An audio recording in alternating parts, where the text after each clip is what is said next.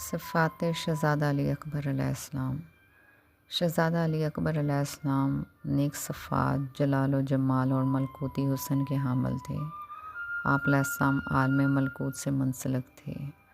مرحوم سید بن طوس اور شیخ مفید نے 2 احادیث نقل فرمائی ہیں کہ آپ علیہ السلام نے اپنے والد بزرگوار سے کہا، کیا ہم حق پر نہیں ہیں؟ حضرت امام حسین علیہ السلام نے جواب میں فرمایا، ہم حق پر ہیں۔ شہزادہ علی اکبر علیہ السلام نے کہا، اگر یہ بات ہے تو ہمیں موت کا کوئی خوف نہیں ہے۔ شجاعت شہزادہ علی اکبر علیہ السلام۔ شہزادہ علی اکبر علیہ السلام کو شجاعت اور بہادری اپنے دادا امیر المومنین حضرت علی ابن ابی طالب علیہ السلام سے ورثے میں ملی تھی۔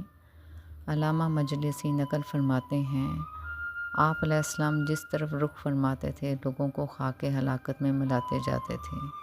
آپ علیہ السلام نے اس قدر قتل عام کیا کہ مقتولین کی کثرت پر لوگ گریہ و شیون کرنے لگے، اور روایت میں ہے کہ شہزادہ علی اکبر علیہ السلام نے پیاس کی شدت کے باوجود کتنے افراد کو تحقیق کر دیا اور پھر اپنے والد گرامی کی طرف گئے، پھر دوبارہ میدان میں اترے اور اس قدر جنگ کی کہ مرنے والوں کی تعداد تو پست افراد تک پہنچ گئی۔ تربیت و پرورش۔ شہزادہ علی اکبر علیہ السلام نے اپنے تایا جان حضرت امام حسن المجتبیٰ علیہ السلام اور اپنے والد گرامی سید الشہداء حضرت امام حسین علیہ السلام کی آغوش تربیت میں پرورش پائی۔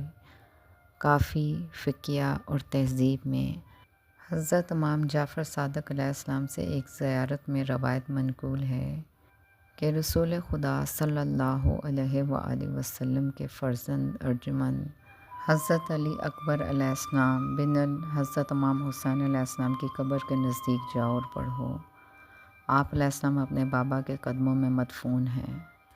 السلام علیکہ یا ابن رسول اللہ، السلام لکہ یا ابن امیر المومنین، السلام لکہ یا ابن الحسن والحسین۔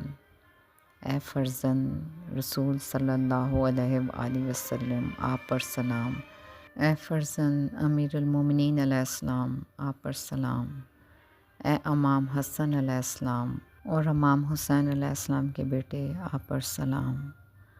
شیخ صدوق اس زیارت کو نقل کرنے کے بعد فرماتے ہیں، میرے نزدیک یہ زیارت صحیح ترین ہے، اور جو یہ کہا گیا ہے کہ آپ علیہ السلام حضرت امام حسن علیہ السلام کے فرزند تھے، یہ اس لیے ہے کہ حضرت امام حسن علیہ السلام شہزادہ علی اکبر علیہ السلام کے معلم و مربی تھے، اور حدیث مبارکہ ہے باپ 3 طرح کے ہوتے ہیں۔